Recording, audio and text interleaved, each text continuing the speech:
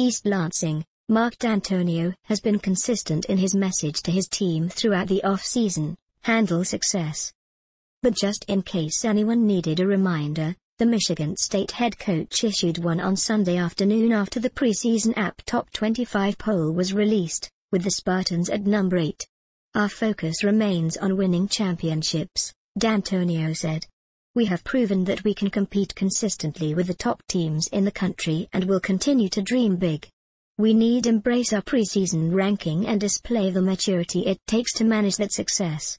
Ultimately, we will be measured at the end of the season, so we will again strive to be playing our best football in November, December and on into January." D'Antonio knows Michigan State football's historical trends are